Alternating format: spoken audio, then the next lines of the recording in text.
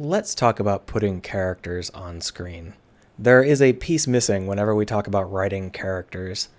If you look up how to write characters, you'll find a lot of tips like, oh, make them complex and nuanced, or, oh, make sure they have a want, or, oh, make sure they're all on theme. I say that one all the time.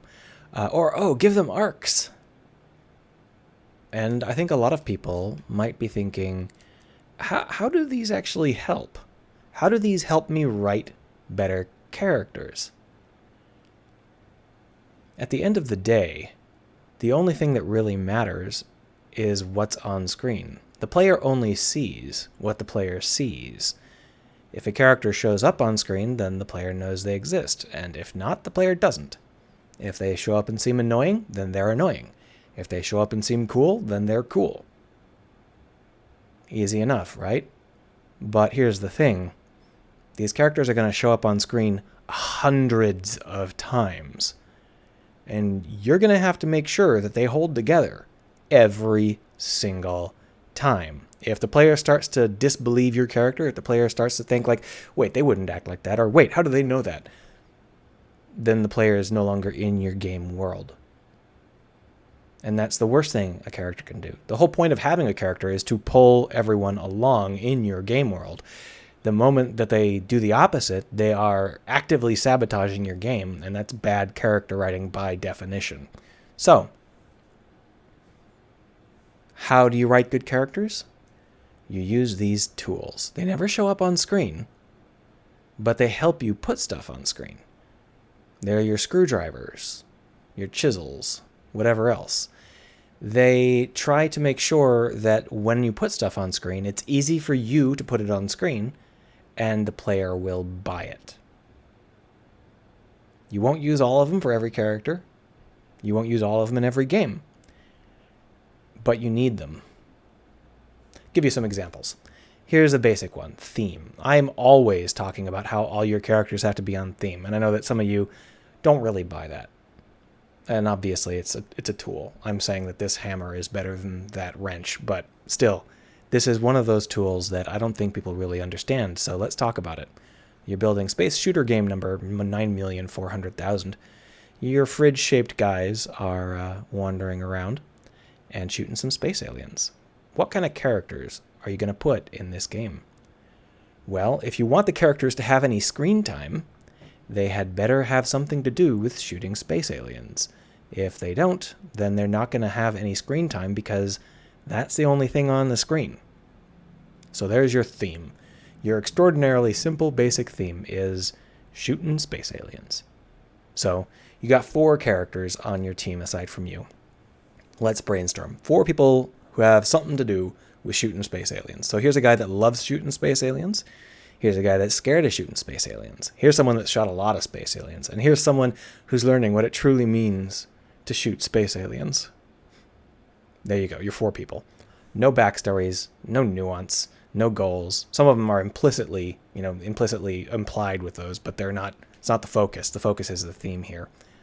Why would you do that? Why would you design your characters like that? Because this is a tool to put your characters on screen in a way that helps. Let me give you an example. Your dude that likes shooting space aliens, when he shows up and does his character beat, he's not detracting from the experience of shooting space aliens. He's pulling the player deeper into your space alien shooting world in a really easy to understand way. You need the player to be excited about shooting space aliens? Well, here's your guy, because he loves shooting them. Oh, is this briefing going on too long? Well, let's kick it up with this guy. He'll just interrupt and say, we get it. We're going to go shoot some space aliens. And whoo, your player is now pumped. It's time to go shoot some space aliens. Or if you need to drive them in the opposite direction, oh, let's go shoot some space aliens. Oh shit, I got shot because I didn't listen to orders or work as part of a team. Who could have seen that coming? And now your player is more wary.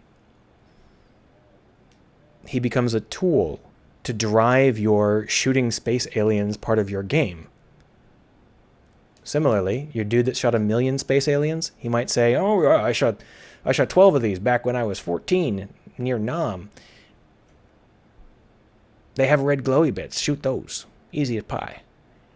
It sets the player's expectations. It tells the player what the world is like. It creates more character background for this character. It pulls the player into the game world and pulls them in a specific direction of your choosing.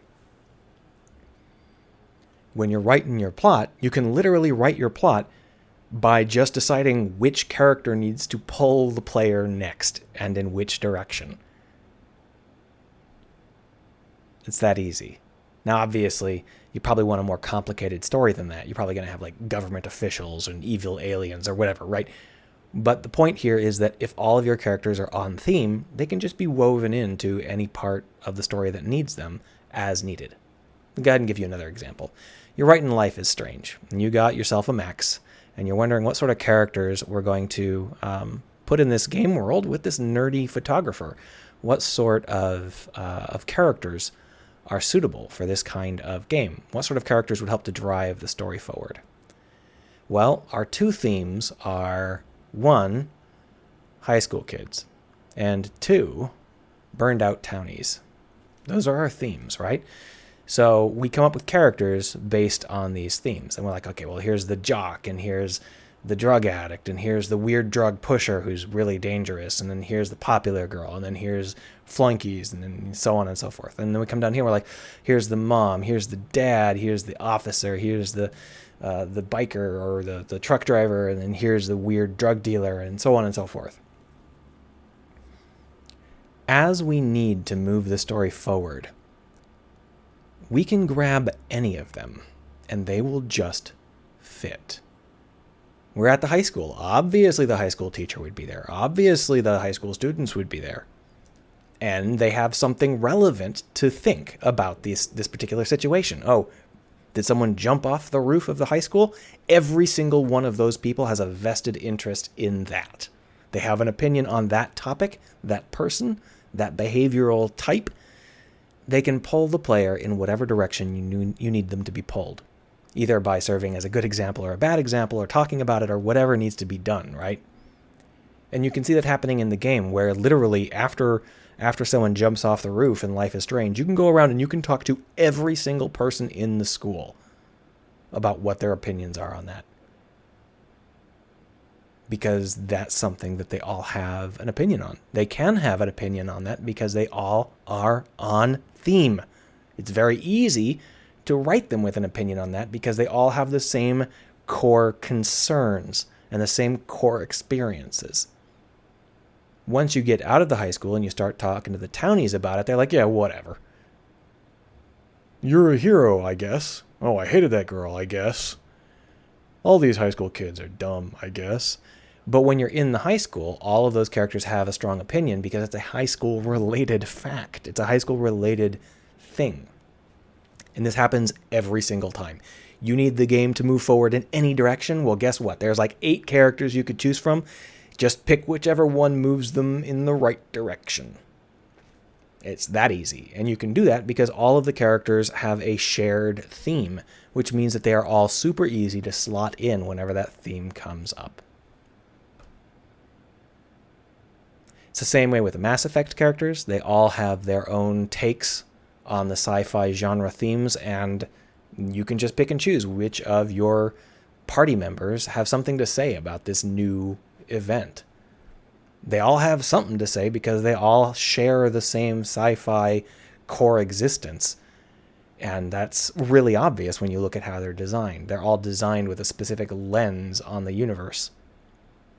And that's what it means when I say that something should be on theme. It's a really powerful tool to help you write your characters onto the screen. It's a tool to help you put your characters into the screen in a way that pulls the game forward, in a way that exists to the player. These are not people who are narrating their backstories or whatever. These are people who are in the same headspace as the player, moving the same basic direction as the player, existing in the same location as the player with the same needs and desires and wants, but they have a specific lens and they can pull the player in a direction that you need them to get pulled. This is something that can be talked about for a long time. We could go in and talk about what character arcs mean with this same idea. They're a tool to help make sure that your characters move through the game in a way that pulls the player along in the right way as well. But I think we're going to end it here. I've done about 85 takes and my voice is going. Feel free to comment down below if you have an opinion on the matter.